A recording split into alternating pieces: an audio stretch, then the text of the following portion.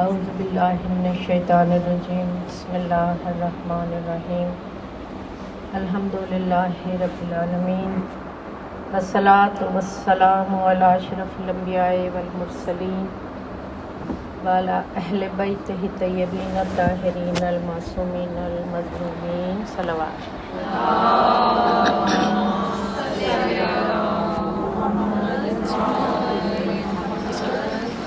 وعلی صاحب دعوت النبویہ وصولۃ الحیضریہ والعصمۃ الفاطمیہ والحلم الحسنیہ والشجاعت الحسینیہ وعبادت السجادیہ وعلوم الباقریہ وآثار الجعفریہ ومعاصر الکاظمیہ والحجج الرضویہ وجود التقویہ والنقاوت النقویہ والہیبت العسکریہ والغیبت القائم بامر اللہ صلوات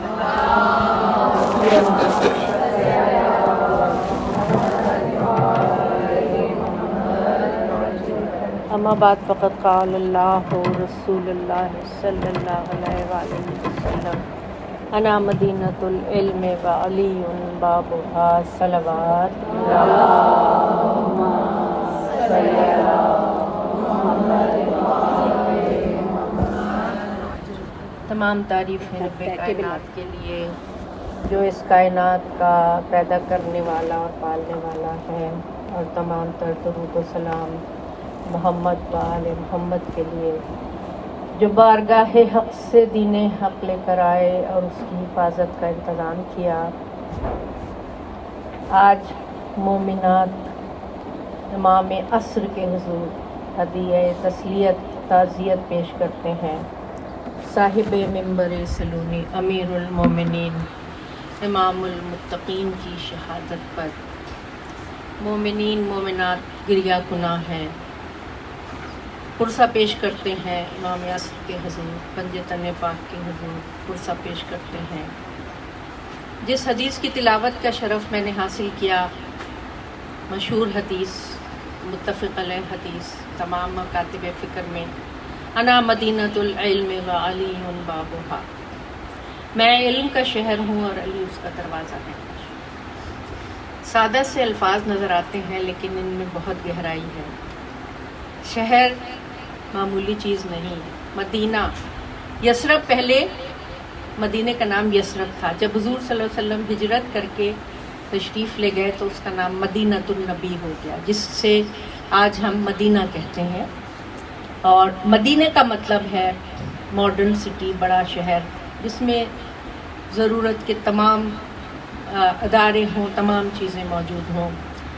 اور جیسے آج کل کے بڑے بڑے شہر ہیں، سب سے بڑے بڑے دنیا کے جو شہر ہیں، آپ ان سے مثال لے سکتے ہیں، جن میں جدید ترین علوم کی ترقیاں، جن میں یونیورسٹیز، جن میں ہاسپٹلز، جن میں ادارے، جن میں کتابیں، جن میں شفا کی باتیں، جن میں تہذیب و تمدن، جس میں ادب، علم، سب کچھ پایا جاتا ہے، وہ ہے مدینہ۔ حضور نے فرمایا کہ میں علم کا شہر ہوں اور علی اس کا دروازہ ہے۔ بہت بڑی فضیلت ہے۔ علم بذات خود بہت بڑی فضیلت ہے۔ بنی نوع انسان کو جو مسجود ملائکہ بناتی ہے وہ یہی صفت ہے، علم کی صفت ہے۔ علم اللہ تعالیٰ کی ایسی عطا ہے جو وہ اپنے ان بندوں کو عطا کرتا ہے جن سے وہ خیر چاہتا ہے۔ اور علم کتابوں سے نہیں آتا، یہ معصومین کا ارشاد ہے کہ علم کتابوں سے نہیں آتا، اور علم جو ہے وہ اللہ تعالیٰ کی خاص عطا ہے۔ اللہ تعالیٰ جن سینوں کو علم کے لیے کھول دیا کرتا ہے اس میں علم کا نور داخل ہوتا ہے، اور ایک ایسی پھوار کی طرح، جیسے نورانی پھوار آسمان سے برس رہی ہے اور اس قلب میں وہ جگہ پا لیتی ہے اور وہاں وہ ٹھہر جاتی ہے۔ یہ ہے علم کی فضیلت۔ اللہ تعالیٰ نے انسان کو دو طرح کا علم خلقت ہی میں ودیت کر دیا۔ ایک علم وہ جو اسے بندہ بناتا ہے، جو اسے انسان بناتا ہے، جو اللہ کا بندہ بناتا ہے، اور وہ علم کون سا ہے؟ جس کی طرف اشارہ ہوا الستو بربکم، کیا میں تمہارا رب نہیں؟ قالوا بلا، تو ارواح نے بآواز بلند کہا بے شک تو ہمارا رب ہے۔ درود بھیجے محمد والا۔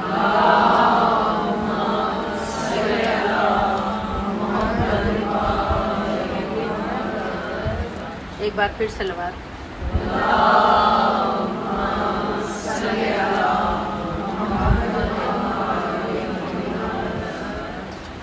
بے شک تو ہمارا رب ہے۔ یہ وہ علم تھا جو انسان کو عطا ہوا بندہ بنانے کے لیے، اور اس کو علم روحانی بھی کہتے ہیں۔ اور یہ وہ علم ہے جو انسان اس دنیا میں رہتے ہی عالم بالا کی آوازیں سنتا ہے، عالم بالا کے اشارے دیکھتا ہے، اور اللہ کے انوار سے مشرف ہوتا ہے، اور اس کے بعد وہ اللہ کے اس تحفے سے مشرف ہوتا ہے جو اللہ نے شریعت کے نام پہ حضرت آدم علیہ السلام کو عطا کیا تھا۔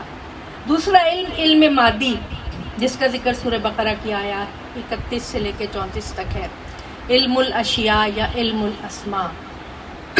یہ وہ علوم ہیں جن میں آج کی دنیا نے بہت زیادہ ترقی کر لی ہے، جو ہمارے چاروں طرف پھیلے ہیں، جو اب ٹیکنالوجی کی شکل میں میرے اور آپ کے سامنے۔ اور حضور کیا فرماتے ہیں؟ انا مدینۃ العلم و علی بابھا، میں علم کا شہر ہوں اور علی اس کا دروازہ ہے۔ علی کا ذکر کرنا عبادت ہے، علی کے چہرے کی طرف دیکھنا عبادت ہے، علی کے فضائل بیان کرنا عبادت ہے، اور علی کے وہ فضائل جو حضور صلی اللہ علیہ وآلہ وسلم اٹھتے بیٹھتے صلی علی محمد بیان فرمایا کرتے تھے۔ اور کہا جاتا ہے کہ جب فاطمہ بنت اسد وقت ولادت قریب آیا تو خانہ کعبہ تشریف لائیں اور طواف کرنے لگیں۔ لوگوں نے لکھا ہے کس کے حکم سے خانہ کعبہ تشریف لائیں؟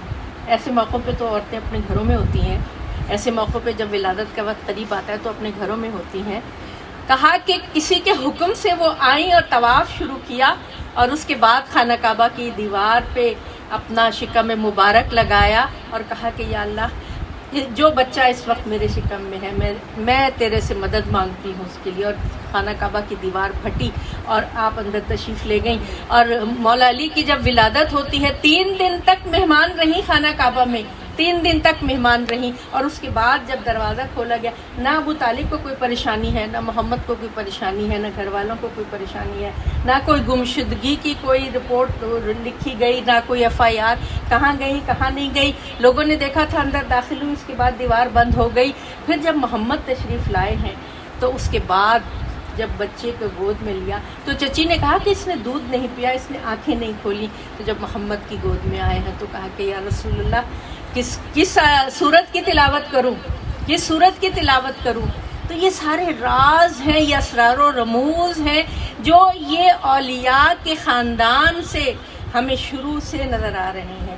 انہوں نے اس مکے میں جہاں بت پرستی تھی، اس مکے میں جہاں جناب ابراہیم علیہ السلام کا تعمیر کرتا خانہ کعبہ موجود تھا، لیکن جہاں انہوں نے بت رکھ دیے تھے، وہاں اس خاندان نے اللہ تعالیٰ کے نور کو سنبھال کر رکھا تھا۔ اور یہاں تک کہ وہ نور کہ جو آدم سے چلتا چلا آ رہا تھا، فرمایا کہ اول ما خلق اللہ نوری، سب سے پہلے اللہ نے میرا نور خلق کیا۔ اس کے بعد فرمایا انا و علی من نور واحد، میں اور علی ایک ہی نور سے ہیں، ایک ہی نور سے ہیں۔ اور یہ نور چلتا چلا آ رہا تھا، یہ وہ نور مسجود ملائکہ کے صلب سے چلتا چلا آ رہا تھا، اور یہاں تک آ کر جناب عبد المطلب کی اولاد میں 2 حصوں میں تقسیم ہوا، ایک جناب ابو طالب کے پاس اور ایک جناب عبداللہ کے پاس۔ اور اس کے بعد یہ نور جناب محمد صلی اللہ علیہ وسلم علی مرتضیٰ صلی علی محمد والے محمد پہ تقسیم ہوا، اور دعوت ذوالعشیرہ سے لے کر اور غدیر تک 21 سال کا عرصہ جو درمیان میں ہے، اس پہ آپ نظر کرتے جائیے۔ دعوت ذوالعشیرہ میں ایک 10 سال کے بچے نے کھڑے ہو کر کہا تھا کہ یا رسول اللہ، میں آپ کے اس مشن میں آپ کی مدد کروں گا۔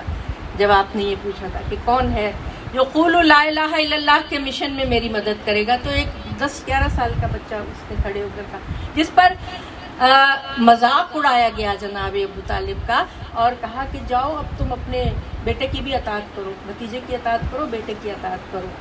اور پھر وہ چیلنجز کا زمانہ شروع ہوا، مشکلات کا زمانہ شروع ہوا۔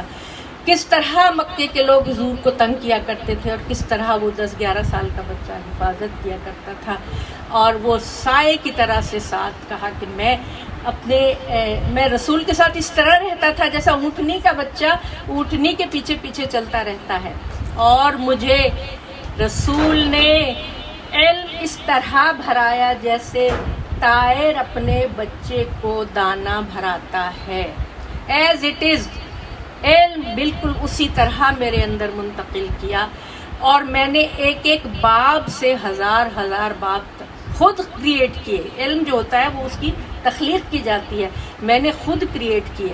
اب علی کی ذات جو ہے وہ انتہائی متضاد صفات اس کے اندر پائی جاتی ہیں، ان کی ذات کے اندر انتہائی سخی ہے کہ ایک ہی دروازے سے سائل کو اتنا عطا کر دیں کہ سائل کو دوسرے دروازے کی طرف جانے کی ضرورت ہی نہ پڑے۔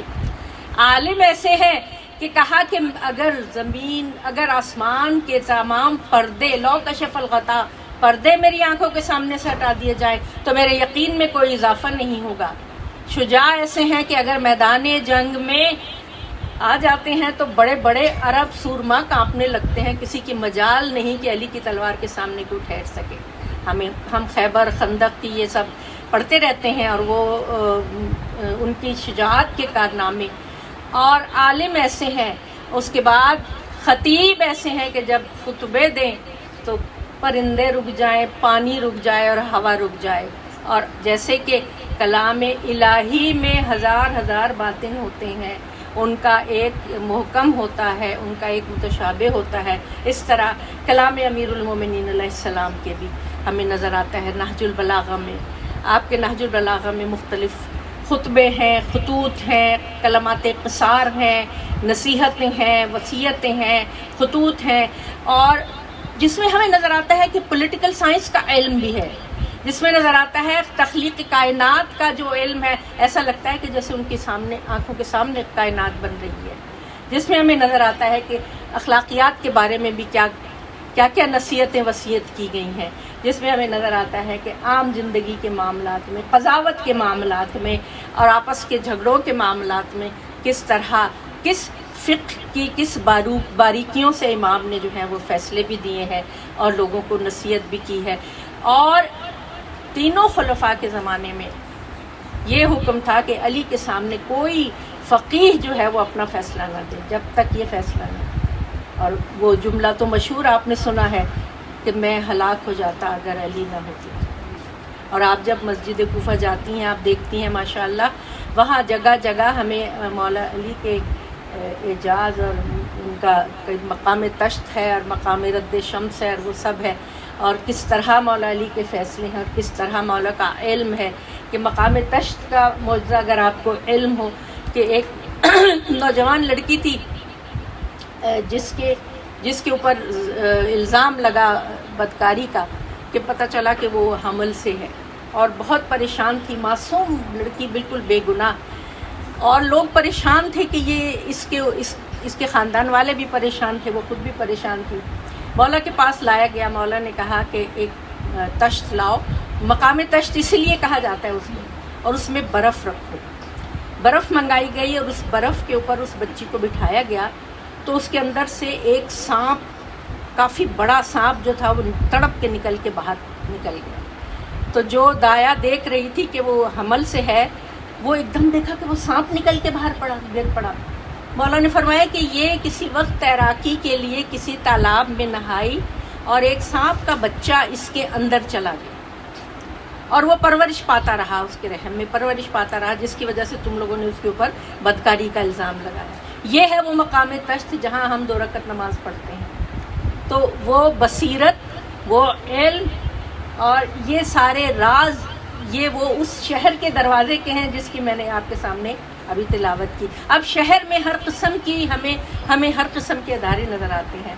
ہم اس کو آسانی کے لیے 2 حصوں میں تقسیم کرتے ہیں۔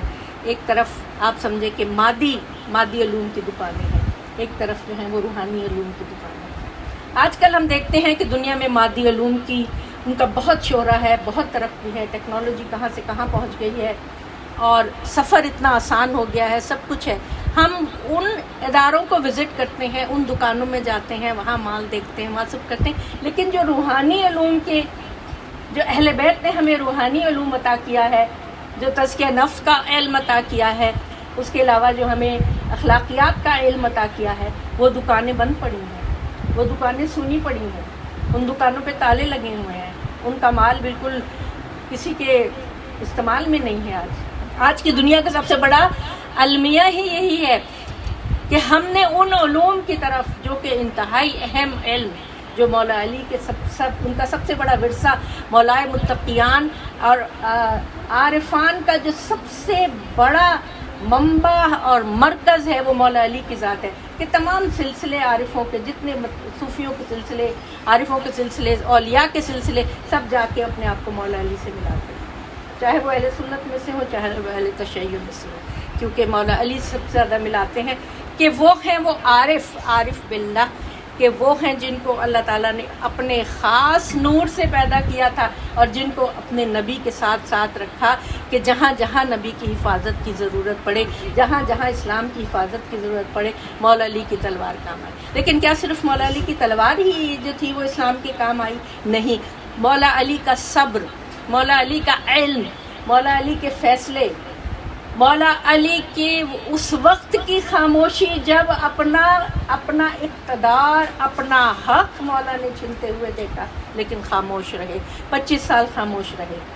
کیوں خاموش رہے؟ اس لیے خاموش رہے کہ اس وقت اسلام ایک ننھا سا پودا تھا، اس وقت اسلام بہت کمزور تھا، دونوں طرف روم اور ایران کی سلطنتیں تھیں جو ہر وقت منہ کھولے ہوئے بیٹھی تھی کہ کسی طرح یہاں اس کو ختم کر کے اور ہم یہاں اس کو اپنے قبضے میں لے لیں۔ مولا نے فرمایا کہ اگر اس وقت میں اپنے حق کے لیے تلوار بلند کرتا، وہ تلوار جو بدر اور خندق میں فاتح تھی، وہ تلوار جو خیبر میں فاتح تھی، اگر اس وقت میں تلوار بلند کرتا تو روم اور ایران کی سلطنتیں آ کے اسلام کا قلمقام کر دیتے اور ختم کر دیتے۔ یہ وہ حکمت تھی جو 25 سال کی خاموشی پر مشتمل ہے، 25 سال کی خاموشی، جس میں آپ نے ایک فرینڈلی اپوزیشن کا رول ادا کیا، اور جس میں مشورے بھی دیتے تھے، اور جس میں آپ قضاوت بھی کیا کرتے تھے، جس میں آپ فیصلے بھی کیا کرتے تھے، اور قرآن حکیم کے مطابق لوگوں کی ہدایت، لوگوں کی تربیت، لوگوں کی رہنمائی بھی کیا کرتے تھے، سوالوں کے جواب بھی دیا کرتے تھے۔ لیکن مولا کی تنہائی ایسی تھی، اتنے علم کے باوجود، کہ صحرا میں جا کے، کنویں میں جا کے منہ دے کے اپنے دل کا حال کہا کرتے تھے۔ مولا کہتے تھے کہ، اور ہمارے اس زمانے کے لوگ بھی ہم ہی جیسے تھے، کہ اتنے بڑے عالم مولا علی کے مقابلے میں سوال کیا کرتے۔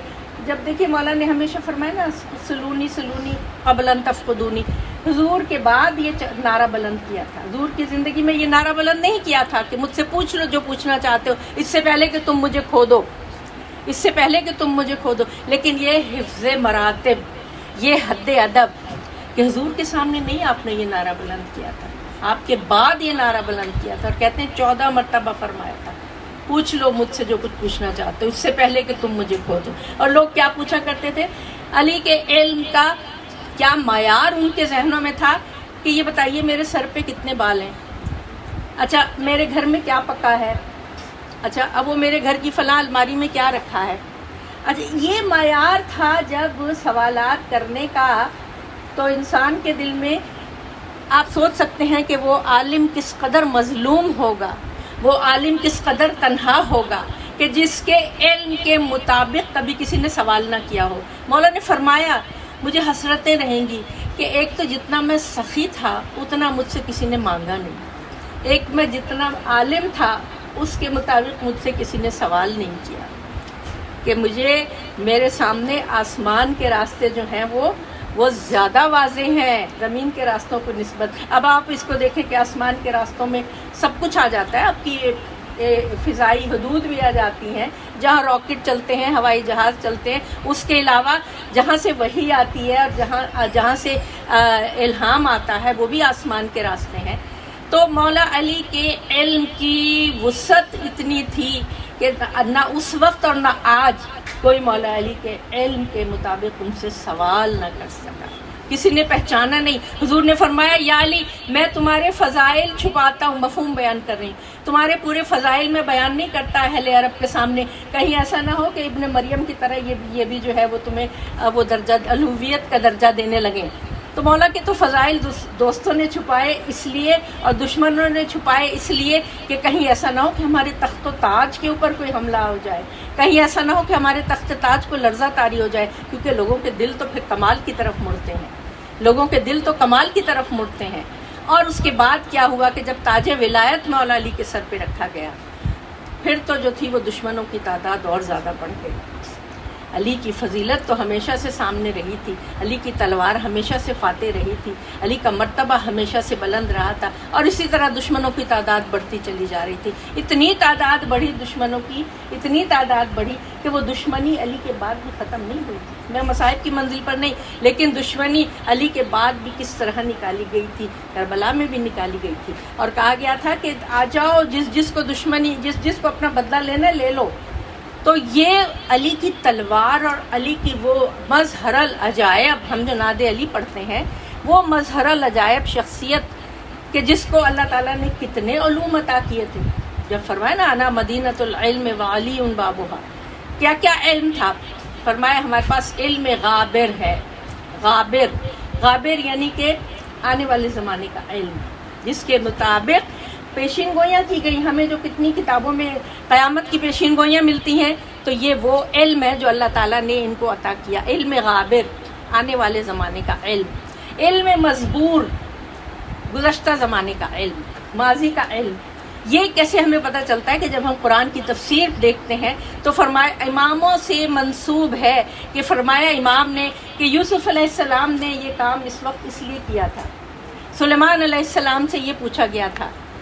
تو ہم اس بات پہ سوال نہیں کرتے کہ یہ علم آپ کو کیسے ہوا، آپ تو اس وقت تھے نہیں. یہ ہے علم مزبور، یعنی کہ پچھلے زمانے کا علم، گزشتہ زمانے کا علم. یہ سب علوم اللہ تعالیٰ نے عطا کیے تھے حضور کو، اور حضور نے مولا علی کو عطا کیے تھے، اور پھر تمام ائمہ میں یہ علوم چلے تھے. اس کے بعد فرمایا کہ ہمارے قلوب کے اوپر الہام نقش ہوتا ہے، الہام نقش ہوتا ہے ہمارے قلوب کے اوپر. اس کے بعد فرمایا کہ ہم فرشتوں کی آواز سنتے ہیں، فرشتوں کو دیکھتے نہیں، آواز سنتے ہیں. پھر فرمایا ہمارے پر جعفر احمر ہے. جعفر احمر کون سا ہے؟ کہ وہ اسلحہ جو حضور صلی اللہ علیہ وسلم کا جس میں اسلحہ تھا اور جس میں سرخ رنگ کا جھنڈا ہے، اور یہ وہی ہے کہ جس میں انتقام کا، اور امام جب تشریف لائیں گے تو انتقام لیں گے. جعفر احمر. پھر ہے جعفر ابیض، سفید رنگ کا جعفر. وہ جعفر یعنی کہ جس میں توریت، انجیل اور زبور کا علم ہے، یعنی امن اور صلح کی. اس کے بعد کیا متوسمین، وہ علم کہ جو انسان کے دوسروں کے دماغ کو پڑھ لے، دوسروں کے دلوں کے حالات کو معلوم کر لے. آپ سنتے ہیں نا ائمہ معصومین کی کرامات، مولا علی کی کرامات، کہ وہ لوگوں کے دلوں کا حال معلوم کر لیا کرتے تھے. اس حوالے سے ایک بہت دلچسپ واقعہ ہے کہ ایک شخص، کچھ لوگ آئے اور ایک جنازہ لے کر آئے اور کہنے لگے کہ مولا علی نماز جنازہ پڑھوا دیجئے. اصل پلان ان کا کچھ اور تھا. پلان یہ تھا کہ ایک زندہ آدمی کو بٹھا کے اور لائے تھے تاکہ مذاق اڑا سکیں، ٹھٹھا اڑا سکیں کہ جب مولا نماز پڑھا دیں گے اس کے بعد ہم اس کو کہیں گے کہ تم اٹھ جاؤ، تو اس کے بعد پھر ہم مذاق اڑائیں گے، ٹھٹھا اڑائیں گے، صبح ہوگی. مولا نے پوچھا پڑھا دوں؟ جی مولا پڑھا دیجئے. پھر پوچھا پڑھا دوں؟ 3 دفعہ پوچھا پڑھا دیجئے. مولا نے اللہ اکبر نماز جنازہ پڑھا دی. اب وہ جو ٹھٹھا کرنے کے لیے جو آئے، جب کپڑا ہٹایا تو اس کو مردہ پایا. اب تو سر پیٹنے لگے کہ یہ کیا کیا آپ نے مولا، یہ کہ تو زندہ تھا. تم ہی نے تو کہا تھا نماز جنازہ پڑھا دو، ہم نے پڑھا دی نماز جنازہ. تو یہ علی وہ ہیں کہ جو زندوں کی نماز جنازہ پڑھا دیں تو زندہ مر جائے، اور اگر مردوں کو زندہ کرنا چاہیں تو عیسی ابن مریم کی طرح قم باذن اللہ کہیں اور وہ زندہ ہو جائے. ضرور بھیجیں.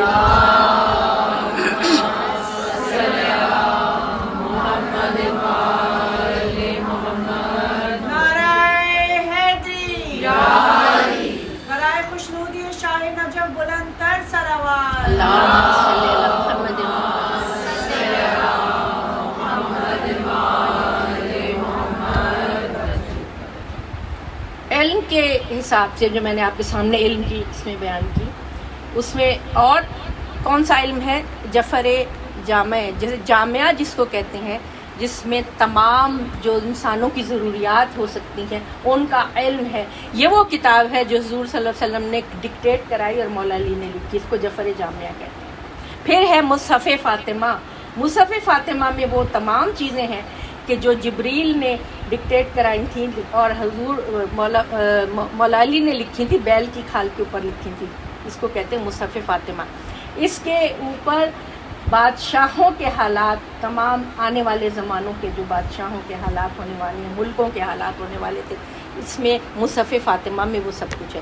اب آپ یہ دیکھیں، اگر کسی میرے آپ کے جیسے انسان کو اللہ تعالیٰ نے یہ توفیق عطا کی ہے کہ وہ کوئی پیشین گوئی کر سکتا ہے، تو یقیناً وہ اس مصحف فاطمہ کا عطیہ ہے. آپ نے نام سنا ہوگا ایران میں جو نعمت اللہ ولی، جنہوں نے پیشین گوئیوں میں کتابیں لکھی ہوئی ہیں، اور ان کی پیشین گوئیاں، مجھے اتفاق ہوا وہاں پہ حاضری دینے کا.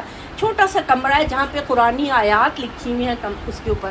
تو ان کی جو پیشین گوئیاں ہیں وہ آج تک 800 سال آج تک وہ پیشین گوئیاں پوری ہو رہی ہیں. کس نے عطا کی ہے؟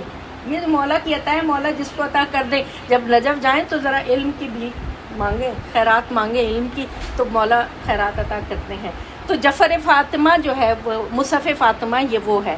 اچھا، دو کتابیں ہیں، ایک ہے مصحف فاطمہ، ایک ہے صحیفۃ الزہرا. صحیفۃ الزہرا میں جو ہے وہ دعائیں ہیں، بی بی سیدہ سلام اللہ علیہا کی دعائیں ہیں. مصحف فاطمہ جو ہے نا، یہ وہ کتاب ہے کہ جس میں بادشاہوں کے حالات اور وہ ہیں، اور جس میں جو مولا علی نے بیل کی کھال کے اوپر لکھی ہے. تو یہ علوم کی چیزیں جو اس کی مختلف قسمیں میں نے آپ کے سامنے بیان کی کہ جو مولا علی کو عطا ہوئی حضور صلی اللہ علیہ وسلم سے، اس کے بعد تمام ائمہ معصومین کو عطا ہوئی.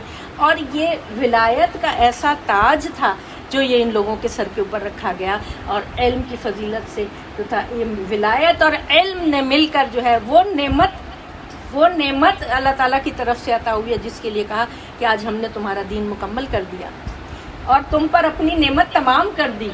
تمہارا دین مکمل کر دیا، تم پر اپنی نعمت تمام کر دی، اور تمہارے لیے دین اسلام کو پسند کر دیا. الیوم اکملت لکم دینکم واتممت علیکم نعمتی ورضیت لکم الاسلام دینا. سورہ مائدہ آیت نمبر 3.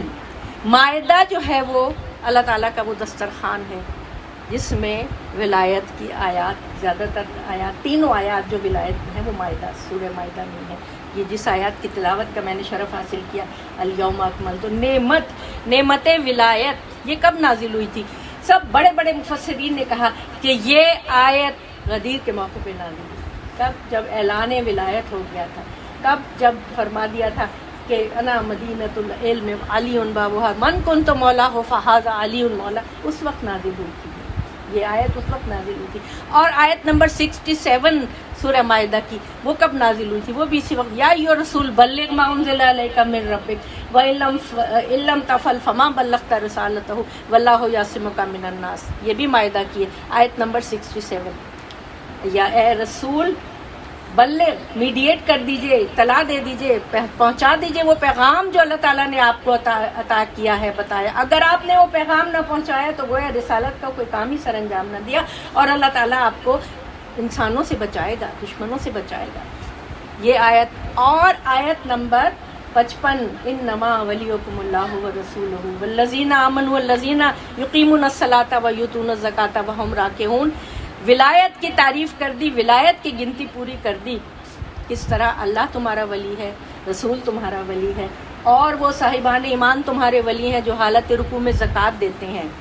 تمام مفسرین کا اتفاق ہے اس بات پر. میں اس وقت وہ واقعہ بھی بیان نہیں کروں گی، نہ غدیر بیان کروں گی. میں صرف اس وقت آپ کے سامنے علم اور ولایت اور اس کے بعد جو یہ نعمت بنتی ہے اس کا جو ہے فارمولہ میں آپ کے سامنے بیان کرنا چاہتی ہوں کہ ولایت تو اللہ تعالیٰ کی نعمت تھی، اور ولایت تو اللہ تعالیٰ نے عطا کی تھی مولا علی کو، اور حضور کو ارشاد فرما دیا تھا، زور دے کے فرمایا تھا کہ جب تک آپ نے یہ کام نہ کیا گویا کوئی کام ہی انجام نہیں دیا. کیوں؟ حضور دنیا سے پردہ فرما رہے ہیں، حضور جانے والے ہیں. آخری حجت، آخری خطبہ جو تھا اس میں حضور نے فرمایا تھا کہ میں عنقریب اب تم سے جدا ہونے والا ہوں، پردہ کریں. تو کیا حضور اسلام کو بے آسرا چھوڑ جاتے؟ کیا اللہ کے اس دین کو جس کے ساتھ 1,24,000 پیغمبروں کی محنتیں، کیا اس کو بے سہارا چھوڑ جاتے؟ کیا اس کو ایسے ہی چھوڑ جاتے کہ لوگ جو چیز چاہے اس کے اندر اس سے کھلواڑ کریں؟ نہیں، آپ نے بڑا اہتمام کیا تھا، اور آخری خطبے کے بعد، آخری حج کے بعد غدیر خم کے مقام پر آپ لوگوں نے بھی وہاں مسجد شجرہ، وہاں سے احرام باندھتے ہیں جب ہم عمرہ کرنے جاتے ہیں نا، جب جدہ سے جاتے ہیں، وہ مقام ہے۔ وہ مقام کہتے ہیں کہ اس وقت کوئی رنگریز، قبل الاسلام وہاں رنگریز کا مقام تھا، وہ غدیر خم جو تھا نا، وہاں پہ کوئی رنگریز رہتا۔ اب کچھ عجیب سا نکتہ ہے، باریک سا، کہ غدیر خم کے بعد بس وہ رنگریزی کیا تھی؟ اللہ کے رنگ میں رنگ جاؤ۔ اس سے پہلے جتنے مرضی رنگ ہوں گے، لیکن غدیر خم کے بعد بس اللہ کے رنگ میں رنگ جاؤ، کیونکہ حضور اب اس دنیا سے پردہ کرنے والے ہیں۔ اور اب جو ہے وہ تاج ولایت مولا کائنات کے سر پہ رکھا گیا تھا، کیونکہ ابھی مسلمانوں کو اور دوسرے لوگوں کو بھی قرآن پوری طرح سمجھ میں نہیں آیا تھا۔ صرف 23 سال کا عرصہ اس میں نہ آئیڈیالوجی سمجھ میں آئی، نہ اس میں فلسفی سمجھ میں آئی، نہ اس آیات سمجھ آئی، نہ تفسیر سمجھ آئی، نہ حدیث سمجھ آئی، نہ محکم سمجھ آیا، نہ متشابہ سمجھ آیا، نہ مطلق سمجھ آیا، نہ مقید سمجھ آیا، نہ عام سمجھ آیا، نہ خاص سمجھ آیا، کچھ سمجھ نہیں آیا انسانوں کو بھی۔ ابھی صرف بنیاد رکھی گئی ہے، ابھی صرف ننھا سا پودا ہے، ابھی اس کو بہت بڑا شجر بننا ہے۔ تو یہ کس کے سہارے شجر بنے گا؟ یہ باب مدینۃ العلم کے سہارے شجر بنے گا۔ اسی لیے ان کو منتخب کیا، اور اسی لیے پھر ان کو مولا بنایا۔ 3 دن تک بیعت لی، اور حسان بن ثابت نے قصیدہ کہا۔ آپ نے مولا کے سر کے اوپر سحاب رکھا، امامہ رکھا۔ وہ امامہ فرمایا یہ عربوں کے تاج ہوتے ہیں، اور وہ فرشتے جو جنگ بدر میں آئے تھے تمہاری مدد کرنے کے لیے، ان کے سروں کے اوپر بھی یہ تاج رکھے ہوئے تھے، اور اس کو سحاب کہتے ہیں، سحاب کہتے ہیں۔ اور حضور بہت پسند کرتے تھے، آپ نے اپنے ہاتھ سے ان کے سر کے اوپر وہ امامہ رکھا تھا کہ یہ علی کے سر کا تاج ہے، اور یہ سحاب ہے۔ کہا جاتا ہے کہ مولا علی نے اکثر مقام پہ لوگوں کو یاد دلایا، کیونکہ آپ کو پتہ ہے تاریخ میں کیا کیا تھا کہ سقیفہ جب برپا ہوئی ہے تو غدیر کے حکم کو تو پس پش ڈال دیا تھا، غدیر کو تو سر عام بالکل بھول گئے تھے، فراموش کر دیا تھا، غدیر کا کوئی ذکر نہیں کرتے تھے، ہمیں یاد نہیں، ہم بھول گئے۔ لیکن مولا علی اکثر ان لوگوں کو جو وہاں موجود تھے، یہ 1.25 لاکھ کا مجمع تھا، کہتے ہیں 1,40,000 کا مجمع، 1,24,000 کا مجمع تھا، اتنے راوی اس حدیث کو ملے، کیسے بھول سکتے ہیں؟ 3 دن جہاں قیام کرایا ہو، 3 دن جہاں بیعت لی ہو، خیمہ لگایا ہو، جہاں روک کے رکھا، اس کو بھول کیسے سکتے ہیں؟ لیکن یہ تھا تجاہل عرفانہ کہ جان بوجھ کے بھلا دیا کہ نہیں، وہ تو پتہ نہیں، بس مولا کا مطلب تو دوست ہے، اور یہ ہے اور وہ ہے، اور ہم جو ہے وہ بنی ہاشم میں نبوت اور خلافت کو نہیں جانے دیں گے، فلسفہ یہ تھا۔ لیکن مولا یاد دلایا کرتے تھے۔ کیا تمہیں یاد ہے اس وقت جو اعلان ولایت ہوا تھا، 4 گھنٹے کا خطبہ طویل، جس میں فضیلت اہل بیت بیان کی تھی، فضیلت قرآن بیان کی تھی، اور جس میں مجھے ولایت عطا ہوئی تھی؟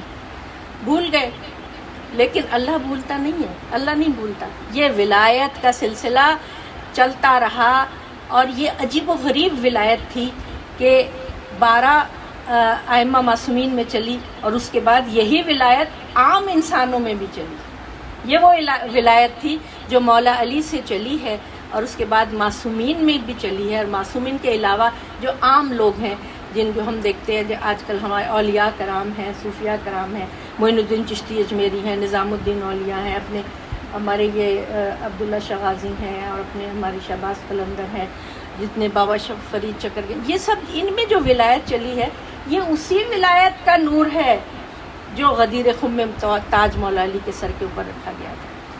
اور یہ وہ ولایت، تاکہ یہ ختم نبوت کا سب سے بڑا ثبوت ختم نبوت کا یہ ہے کہ اب نبوت ختم ہو رہی ہے، اور اب اسلام کو ولایت کا سایہ میسر ہے، ولایت کا سایہ میسر ہے۔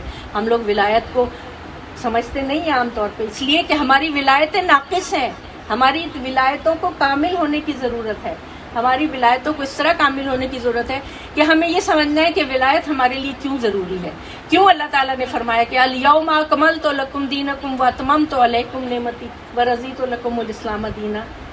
کیوں فرمایا؟ اس لیے فرمایا کہ اس وقت ولایت کا اعلان کیا تھا، یہ اعلان کیا تھا کہ دین مکمل ہو گیا، میں نے تم پر اپنی نعمت تمام کر دی، علی کو ولی بنا دیا، علی کے سر پر ولایت کا تاج رکھ دیا، علی کے بعد آنے والے 11 ائمہ معصومین کا تعارف ہو گیا، ان کی بھی بیعت لی گئی غدیر میں، ان کی بھی بیعت لی گئی غدیر میں، ان کا بھی تعارف ہوا، یہاں تک کہ ہمارے آخری امام کی بھی بیعت،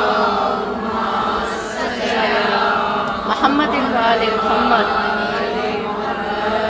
ان سب کی بیعت لی گئی تھی۔ ولایت کا مکمل ایک نظام تھا جس کا اس وقت اعلان کیا گیا تھا، اسی لیے تو فرمایا تھا نعمتی میری نعمت، روزہ تمہارا، نماز تمہاری، زکوٰۃ تمہاری، خمس تمہارا، سب کچھ تمہارا، نعمت میری۔ ولایت میری نعمت ہے جو تمہیں عطا کی ہے۔ وہ کیوں ہے؟ وہ اس لیے ہے کہ ولایت تمہیں مقصد حیات تک پہنچاتی ہے، ولایت تمہیں وہ علم دیتی ہے جس علم کی ضرورت ہے کہ تم اپنا مقصد حیات پالو۔ کیا مقصد حیات ہے تمہارا؟ عبادت۔ وما خلقت الجن والانس الا لیعبدون، نہیں پیدا کیا ہم نے جنوں اور انسانوں کو مگر اپنی عبادت کے لیے۔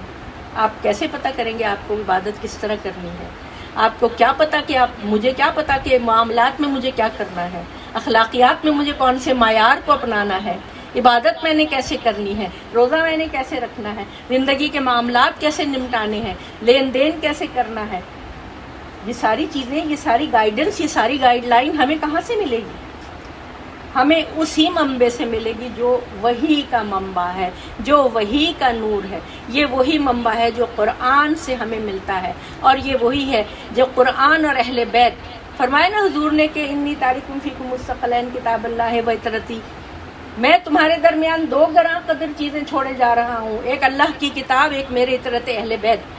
ان دونوں سے متمسک رہو گے تو تم حوض کوثر پر ان کے ساتھ آ کے مجھ سے ملو گے، اور اگر ان میں سے کسی کا بھی دامن چھوڑ دیا تو تم گمراہ ہو جاؤ گے، مفہوم بیان کر رہے ہیں۔ تو یہ دونوں قرآن اور اہل بیت جو ہیں یہ ایک دوسرے کے ساتھ ساتھ ہیں، ایک دوسرے کے ساتھ ساتھ ہیں، اور یہ جا کر کوثر پہ حضور سے ملیں گے، اور اگر میں اور آپ ان سے متمسک رہیں گے تو ان کے ساتھ ہم بھی کوثر پر حضور سے ملیں گے۔ ہمارے لیے قرآن اور اہل بیت دونوں اس لیے ضروری ہیں کہ ولایت علی اور ولایت ائمہ معصومین جو ہے یہ ہمیں اور قرآن کو ایک ساتھ لے کے چلتی ہے، کیونکہ ائمہ معصومین کا تمام کردار جو ہے وہ قرآن کا عملی نمونہ ہے۔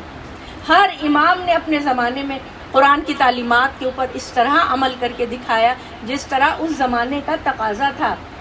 ہر امام کے، ہر ولی کے زمانے میں، ہر صاحب ولایت کے زمانے میں جو تھا وہ مختلف تقاضے تھے، اور ولی نے اپنے علم کے ذریعے سے اس زمانے کے تقاضوں کے مطابق عمل کیا تھا۔ دوسرے ولی نے کیسے عمل کیا تھا؟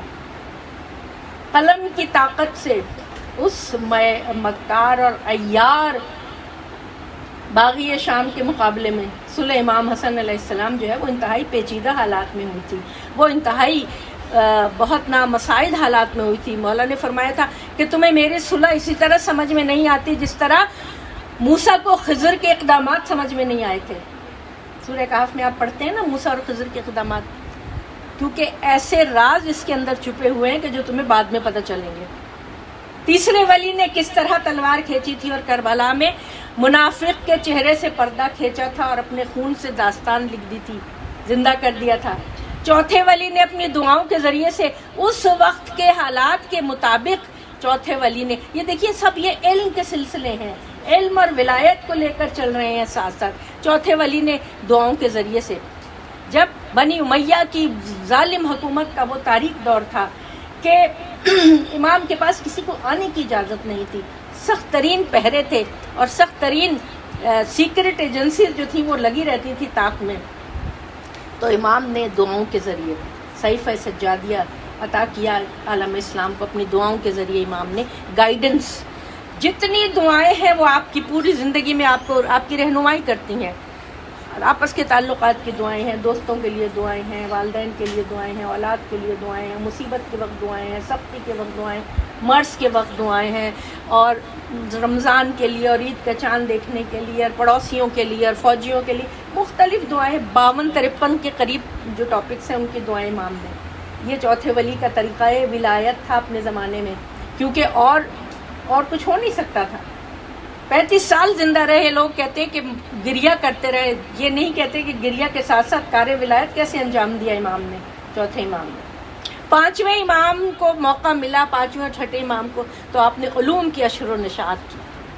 یہ وہ وقت تھا کہ جب بنی عباس اور بنی امیہ کی جو حکومتیں تھیں وہ آپس میں برسر پیکار تھیں، شقلص تھیں، لڑائیاں تھیں حکومت کے سلسلے میں، تخت و تاج کے سلسلے میں، ایک دوسرے کو نیچا دکھانے کے سلسلے میں۔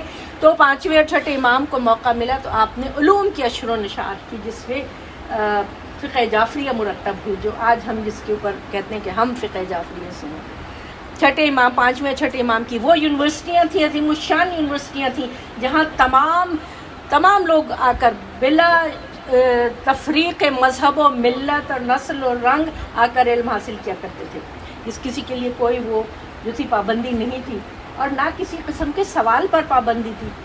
لوگ کہتے ہیں اتنے کھلے کھلے سوال کیا کرتے تھے کہ جو امام کے چاہنے والے ہوتے تھے وہ اکثر لڑنے پہ تیار ہو جاتے تھے کہ تم کتنے گستاخ ہو، کیسے سوال کرتے ہو۔ تو وہ کہتے تھے کہ امام نے تو ہم سے کبھی ایسی بات نہیں کی، ہم تو اس سے بھی زیادہ سخت سوال امام سے کرتے ہیں۔ تو یہ علم کا مرتبہ تھا کہ وہ ہر قسم کے سوال کا جواب جو تھی وہ دیا کرتے تھے۔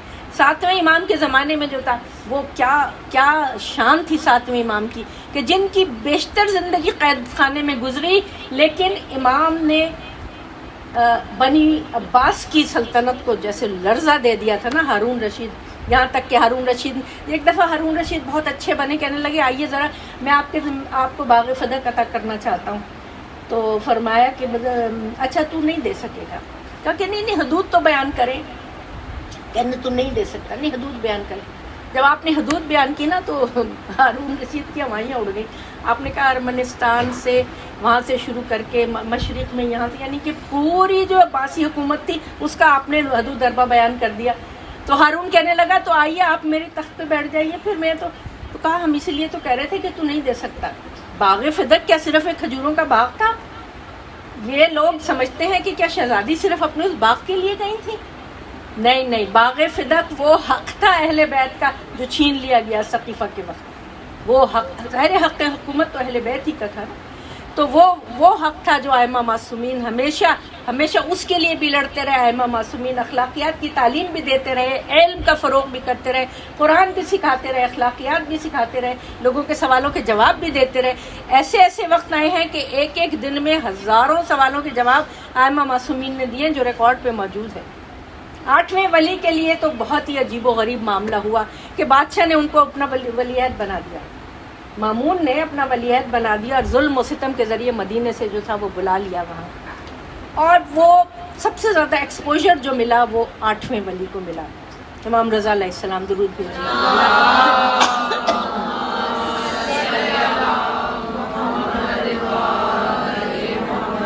یہ میں آپ کے سامنے جو ان ائمہ معصومین کے مختصر حالات بیان کر رہی ہوں نا، یہ ولایت کے سلسلے کی کڑیاں آپ کے سامنے، جو ولایت جو غدیر میں قائم ہوئی، جو تاج رکھا گیا، تو کس طرح اس کی حفاظت کس طرح کی گئی، اور کس طرح دنیا کے سامنے ثابت کیا کہ ہم ہیں وہ کہ جو ہم اس تاج کے قابل ہیں، ہم ہیں وہ جو ہم اس تخت کے قابل ہیں۔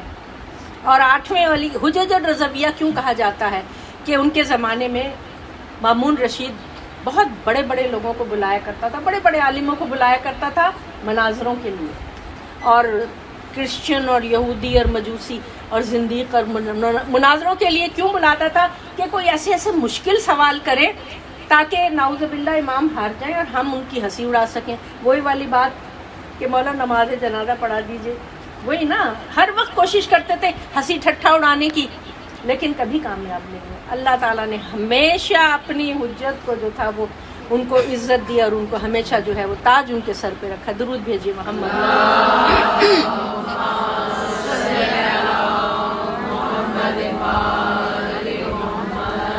9ویں 10ویں اور 11ویں صاحبان ولایت کے زمانے میں حکومتیں اتنی زیادہ ہوشیار ہو گئی تھیں کہ انہوں نے ان کو آزاد نہیں چھوڑا کسی صورت، قید و بند میں ہر وقت جاسوسی، ہر وقت پریشانی، ہر وقت جو تھی وہ نظر رکھی جاتی تھی۔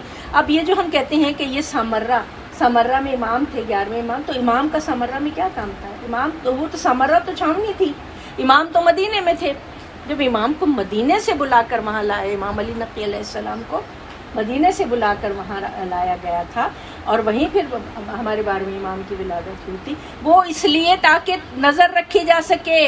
عباسیوں کا سب سے بڑا، عباسی بہت ہوشیار تھے، ان کو پتہ تھا کہ ان کی تلوار، ان کا علم، ان کی سخاوت اور ان کا عشق لوگوں کے دلوں میں اس طرح ہے کہ کسی وقت بھی ہمارے تخت و تاج کو لرزہ طاری ہو سکتا ہے، کسی وقت بھی ہمارا تخت و تاج الٹ سکتا ہے، تو وہ انہیں اپنی نظروں کے سامنے رکھتے تھے، نظروں کے۔ اور اسی طرح پھر 11ویں امام تک یہی ہوا، اور پھر جب 12ویں تشریف لائے ہیں ان کو تو پھر اللہ تعالیٰ نے غیبت میں بھیج دیا نا۔ میں اور آپ سب جانتے ہیں، آج ہم اسی انتظار میں ہیں کہ جب وہ تشریف لائیں گے تو پھر وہ دنیا کو عدل سے اسی طرح بھر دیں گے جس طرح وہ ظلم سے بھری ہوگی۔ یہی دیکھتے ہیں نا ہم، یہ کس طرح ہوگا۔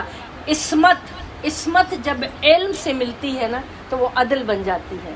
اس جملے پر غور کریں، عصمت جب علم سے ملتی ہے تو وہ عدل بن جاتی ہے، اور یہ لوگ صاحبان عصمت ہیں۔ یہ لوگ وہ ہیں کہ جن کے حضور نے ہمیشہ تعارف کرایا کہ میرے، آپ نے نام بھی بتائے ہیں لوگوں کے، میرے بعد میرے اتنے امام ہوں گے جو میرے جانشین ہوں گے۔ آپ نے جابر ابن عبداللہ انصاری کو کہا تھا میرے بیٹے باقر کو میرا سلام کہنا، آپ لوگ سب جانتے ہیں نا، فرمایا تھا کہ وہ میرا ہم نام ہوگا، اور وہ علم کو ایسے نکالے گا، کھودے گا جیسے بیل جو ہے وہ زمین کو کھودتا ہے، اس کو میرا سلام کہنا۔ آپ نے یہ بھی کہا تھا دنیا قیامت آنے میں ایک دن بھی باقی رہ جائے تو اللہ میرے اہل بیت میں سے ایک مرد کو ظہور کروائے گا، بھیجے گا، جو دنیا میں جب ظلم پھیلا ہوگا اس کو عدل سے بھر دے گا، چاہے ایک دن بھی رہ جائے۔ صلی اللہ علیہ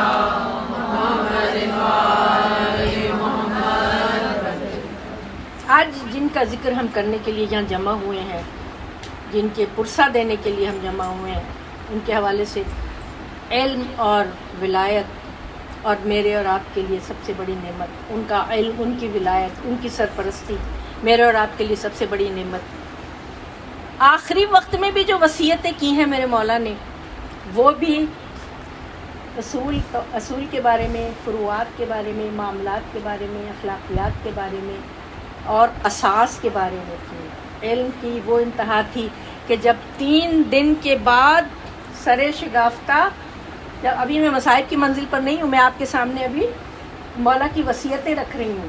مولا نے کیا وصیتیں کی تھیں، آج کے دن کیا وصیتیں کی تھیں کہ دیکھو اللہ سے ڈرتے رہنا۔ ہر وصیت کا آغاز کیا تقویٰ، اللہ کا تقویٰ رکھنا، اللہ سے ڈرتے رہنا، اور دنیا کے پیچھے نہ بھاگنا، چاہے دنیا تمہارے پیچھے کتنا ہی کیوں نہ بھاگے۔ اللہ کی خاطر سچ بولتے رہنا، اللہ کی خاطر ہی کام کرنا، اور یہ دیکھنا کہ ظالم کے دشمن بنے رہنا اور مظلوم کے دوست بنے رہنا۔ دوسری وصیت کیا تھی؟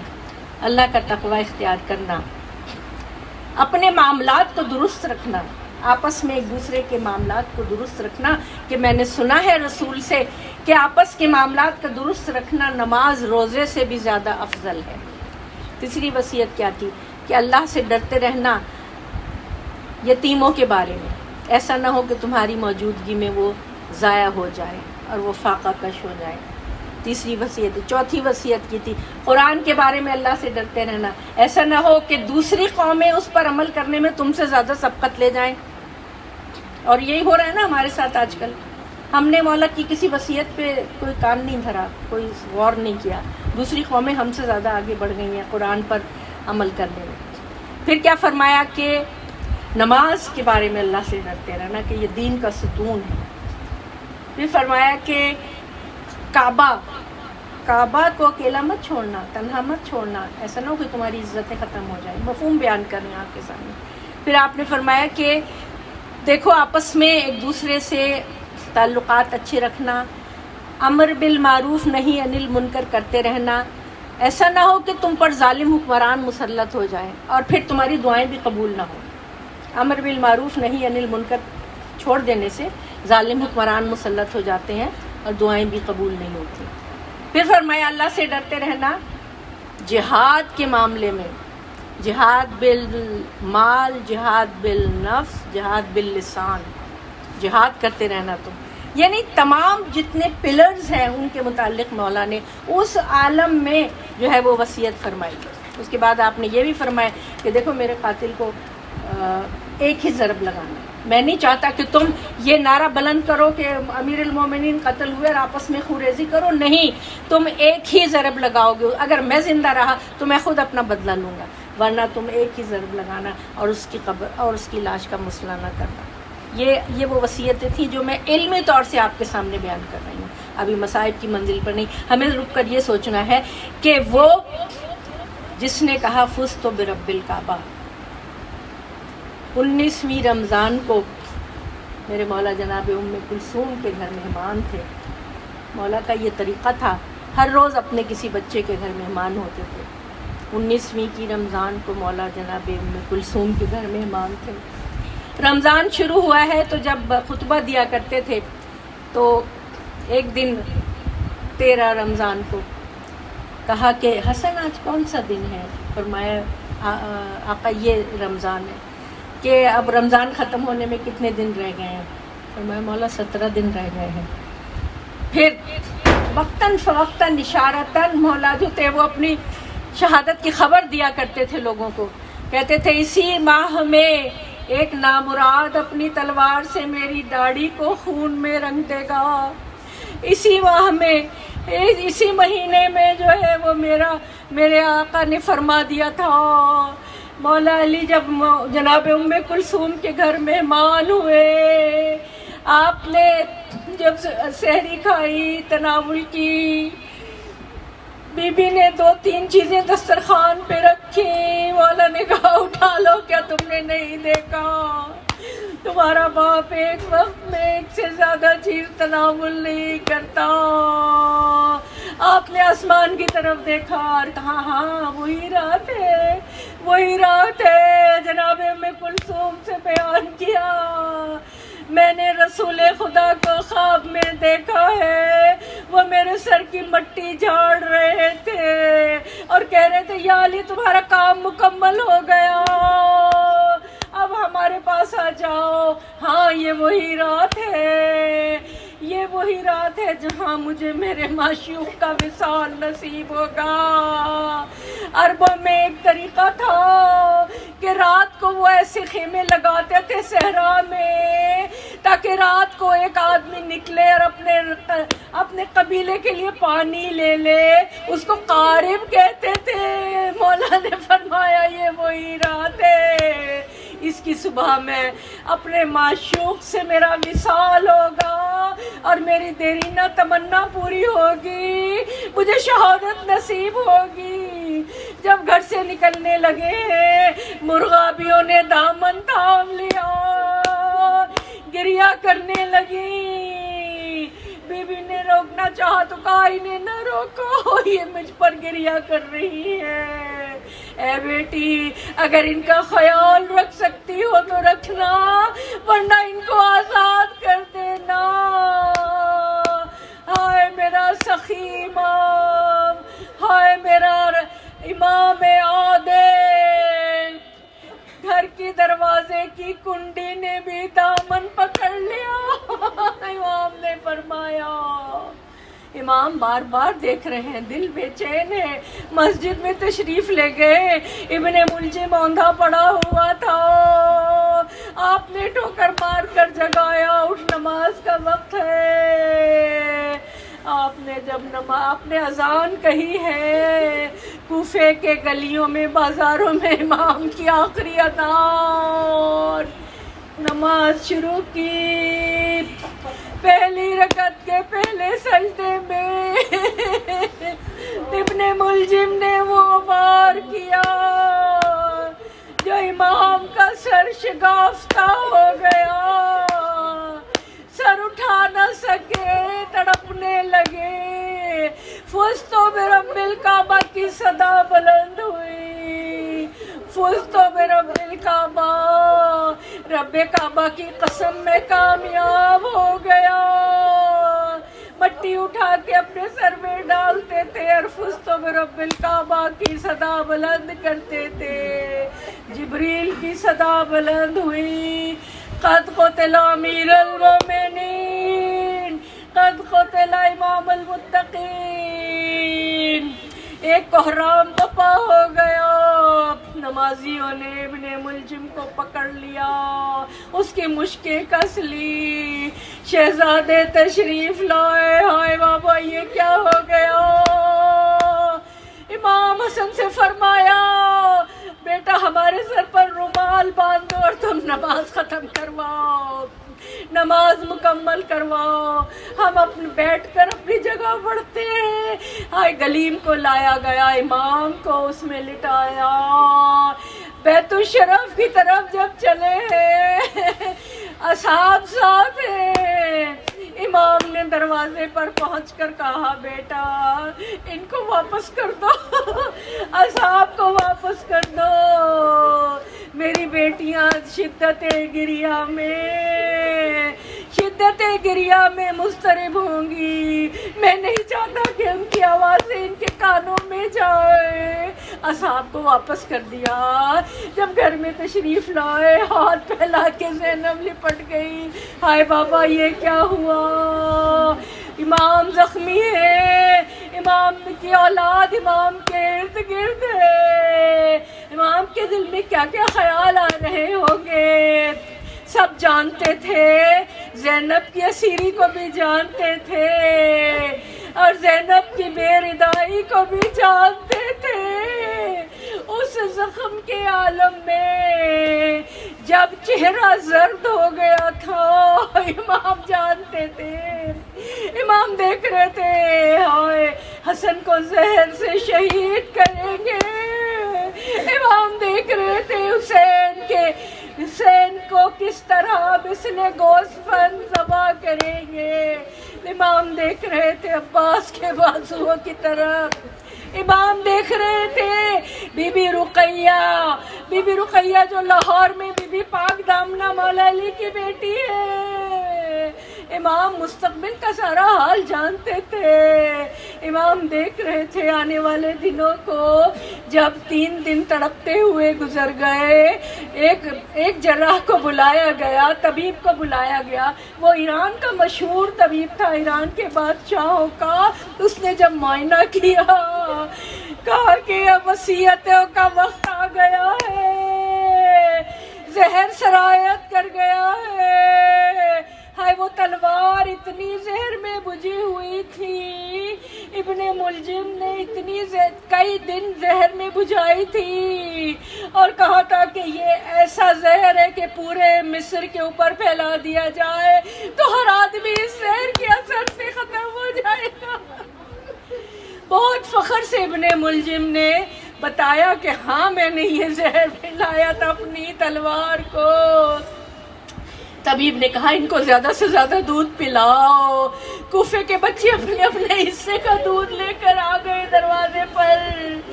ये हमारे बाप हैं, ये हमारे सरपरस्त हैं। मौला अली फरमाया करते थे कूफे के बच्चों से, अगर तुम्हें कोई यतीम कहे तो तुम कहना नहीं हमारे बाबा तो अली हैं, हम तो अली के बच्चे हैं। कूफे के यतीमों ने अपने दूध के प्याले लाकर इमाम के लिए दिए। आए वो क्या वक्त था, बीबियां गिरिया कुना है, वो यतीमी की शबे, वो यतीमी की तारीकी। अहले बैत के घर में कोहराम है। जब आखिरी वक्त आया 21 रमजान को इमाम ने अपनी औलादों को अपने इर्द गिर्द जमा किया, हर एक का हाथ हसन के हाथ में दिया। बेटा हसन अब तुम इस घर के सरबराह हो, तुम इन सब के सरपरस्त हो। एक कोने में अब्बास खड़े थे, उम्मुल बनीन खड़ी थी। उम्मुल बनीन देख रही थी, सबका हाथ इमाम हसन के हाथ में दिया। का हाथ जोड़कर आका मेरे अब्बास से क्या खता हुई जो आपने इसका हाथ शहजादा हसन के हाथ में न दिया। वाला रोने लगे। अब्बास को बुलाया, बेटा हुसैन को बुलाया, दोनों का हाथ आपस में एक दूसरे के हाथ में दिया। हुसैन ये मैं अब्बास को तुम्हारे हवाले करता हूँ, करबला में तुम्हारे काम आएगा। अरे عباس، اس جنت کے شہزادے کو میں تمہارے حوالے کرتا ہوں، تم اس کی حفاظت کرنا۔ الا لعنت اللہ علی القوم الظالمین وسيعلمون الذين ظلموا أي منقلب ينقلبون۔ پروردگار ہماری اس قلیل سی عبادت کو اپنی بارگاہ میں قبول فرما، ہمارے پرسے کو قبول فرما پروردگار، ان کے صدقے میں ہمارے گناہوں کو بخش دے، ہماری دعاؤں کو قبول کر، ہمیں ولایت علی کی صحیح پہچان معرفت عطا کر دے، ہمیں علوم اہل بیت سے استفادہ کرنے کی توفیق عطا فرما، ہمیں قرآن کو سمجھنے اور اس کے اوپر عمل کرنے کی توفیق عطا فرما۔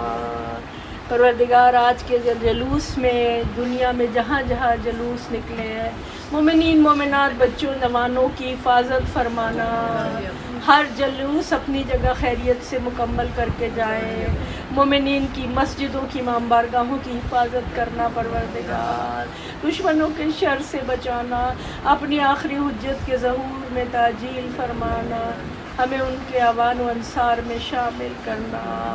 ماتم حسین یا علی مولا علی۔